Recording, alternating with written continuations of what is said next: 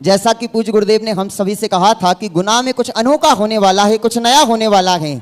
उसी क्रम में हम सभी गुनाह वालों के बड़े भाग जग गए हैं। हम सबका भाग नहीं सौभाग्य जग गया है कि अभी तक तो पूज्य गुरुदेव के संग में सभी बाल ब्रह्मचारी संगस्थ सभी थे, मुनिराज थे, भैया जी थे, लेकिन इतिहास दोहरा रहा है और आज प्रथम बार ऐसा हो रहा है गुनाह की पावन धरती पर कि हम सभी के बीच के ही ऐसे आदरणीय ब्रह्मचारी संतोष भैया जी आज मुरानिया वाले परिवार से ग्रस्त जीवन को छोड़कर के पूज्य गुरुदेव के संग में प्रवेश हो रहे हैं। निवेदन करूंगा जोरदार ताली बजा दीजिएगा। साथ ही साथ में उससे बड़ा सौभाग्य है पूज्य मुनीषी विशद सागर महाराज जी के, पूज्य मुनीषी विशद सागर महाराज जी के पिताजी आदरणीय ब्रह्मचारी भैया विजय भैया जी मुंगावली वाले भी संघ में प्रवेश करने जा रहे हैं।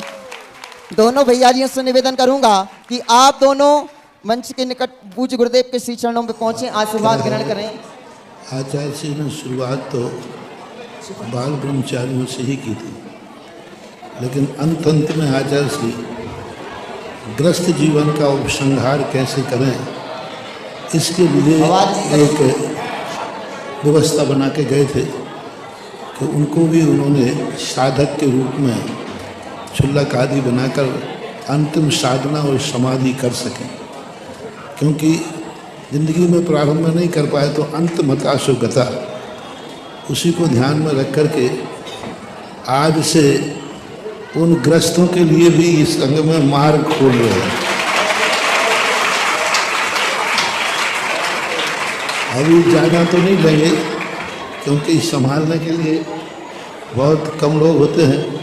तो हमारे विशद सागर जी महाराज हैं, इन्होंने कहा आप बाल ब्रह्मचारियों को संभालो और ये वृद्ध लोगों को हमें दे देना, हम संभाल लेंगे।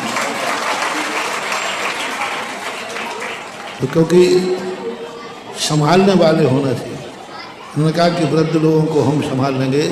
तो ये और एक महाराज और विशद सागर जी महाराज हैं, बहुत अच्छी साधना, अच्छे सोच, अच्छा ज्ञान, बहुत क्रांतिकारी साधु हैं।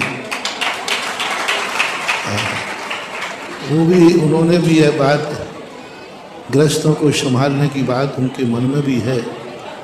तो ये उनके विशद सागर जी के ग्रस्त अवस्था के पिताश्री हैं, इन्होंने तो कई दिन से आके कह रहे थे, मुझे सोचते हैं फिर एक यहाँ तुम्हारे गुनाह के हो गए, हमें चलो अब दूध हैं तो आज का दिन तो वह सब कार्य धीरे धीरे होंगे जो हमारे पूज्य आचार्य गुरुदेव विद्यासागर कह के गए हैं, करके गए। जो जो उन्होंने किया है और जो जो उन्होंने कहा है वह धीरे धीरे अपनी शक्ति के अनुसार जैसे अनुकूलता शक्ति बनती जाएगी वैसे, क्योंकि मैं वही कार्य करूँगा जिसमें हमारा धर्म ध्यान चले और हमारी शरण में जो आए उसका भी धर्म ध्यान चले। मेरा एक ही चिंतन है, मैं जैसे सदा खुश रहता हूँ ऐसे मेरी शरण में आने वाला भी सदा खुश रहे। जैसे मैं अपने आप में सदा पूर्णता का अनुभव करता हूँ ऐसे ही शरण में आने वाला भी पूर्णता का अनुभव करे। जैसे मुझे इस मार्ग में अवभाग्य लगता है ऐसे मेरी शरण में आने वाला व्यक्ति 24 घंटे ये कहे मेरे अवभाग्य हैं जो मैं मोक्ष मार्ग पर बढ़ रहा हूँ।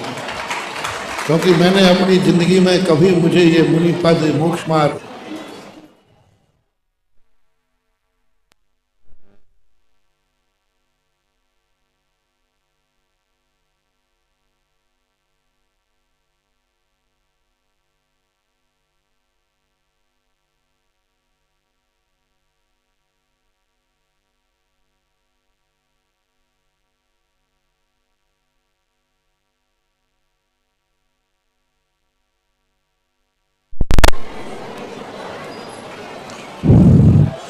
कभी आवाज आ रही, कभी भी यह मोक्ष मार्ग मुझे भार नहीं लगा। मुझे हर समय अपने अपने आप को सौभाग्यशाली मानता हूँ और मैं तो दावे से कहता हूँ तुम्हारी तुम जानो संसार का सबसे सुखी आत्मा कोई है तो वह मैं हूँ।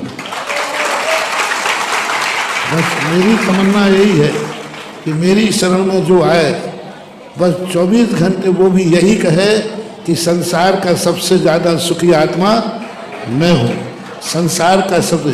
क्योंकि तुम्हें मालूम है विघ्न बाधाएं विपत्तियों को हम कभी विपत्ति मानते ही नहीं,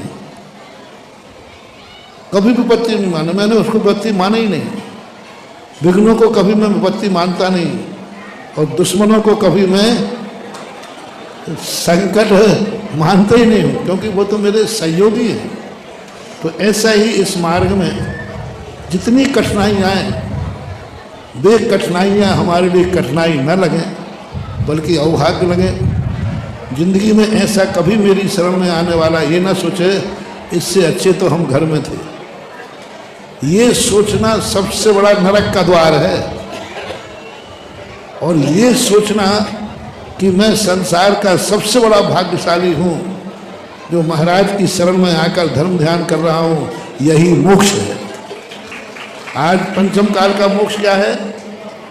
जिसके मन में ये भाव आ जाए कि मैं संसार का सबसे बड़ा भाग्यशाली हूँ कि इस कलयुग में भी मैं धर्म को, व्रत को, रत्नत्रय को धारण कर रहा हूँ, ऐसा परिणाम यदि अपने अंदर निरंतर चल रहा है तो ये मत समझो कि मोक्ष सात राजू ऊपर है, अंदर का मोक्ष तुम्हारे यहाँ प्रकट हो चुका है। तो आज से इन दोनों के लिए एकदम भीड़ मत लगाना, नहीं तो कल से बहुत सारे आ जाए। थोड़ा कंट्रोल करके लूँगा क्योंकि इनकी संख्या बहुत जल्दी बढ़ेगी।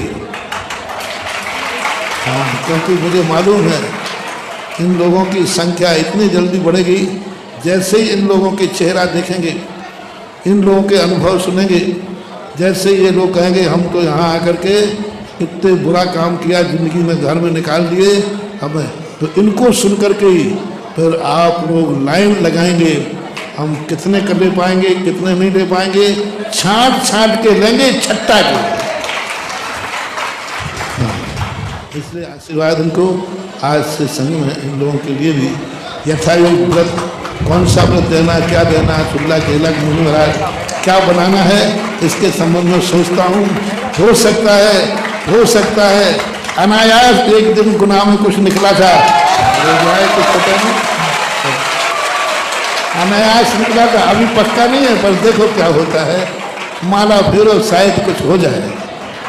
वास्तविकता में आज का दिन पूरे भारतवर्ष के लिए गुनाह के लिए इतिहास बन गया है, क्योंकि अभी तक जो नहीं हुआ था वह हो चुका है। इसलिए भैया पूरे भारत की समाज से कहूँगा, सकल दिगंबर जैन गुना की जैन समाज से कहूँगा कि अब देर मत करो, अब तो केवल भावना भाव, मैं भी भावना भाता हूँ और आप भी भावनाएं भाव कि अब तो महाराज जी का जो संघ है वह अति शीघ्रता चतुर्विध संघ रूप में परिवर्तित हो जाए, ऐसी मंगल भावनाएं हम सब भाते हैं।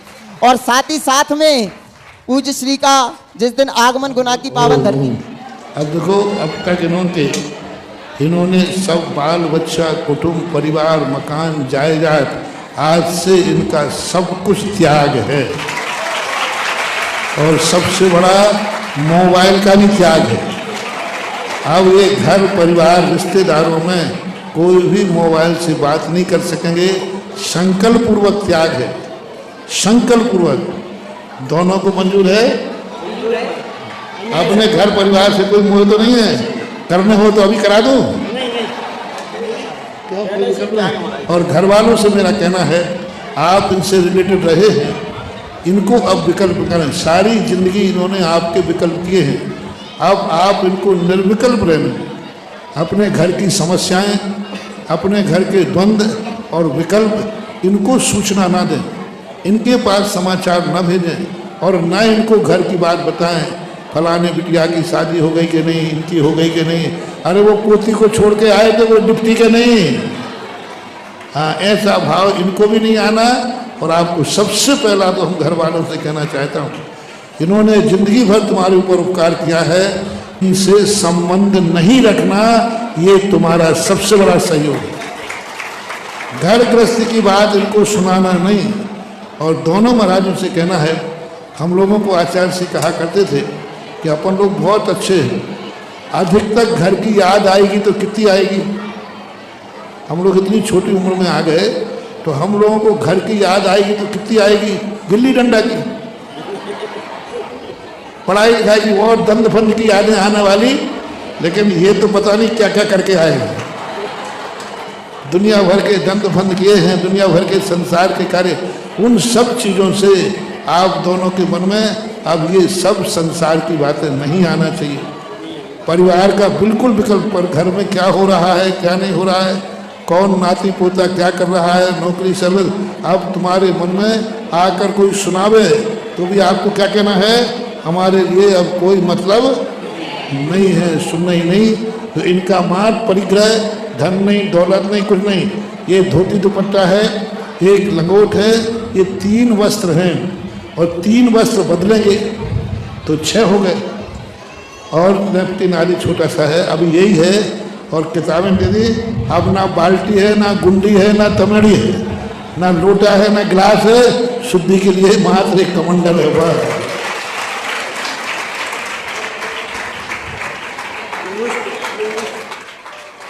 वाकई में हम सभी सौभाग्यशाली जो हैं जो ऐसे दृश्य को देख रहे हैं। एक बार जोरदार ताली बजाइएगा हमारे दोनों ब्रह्मचारी भैयाओं के लिए।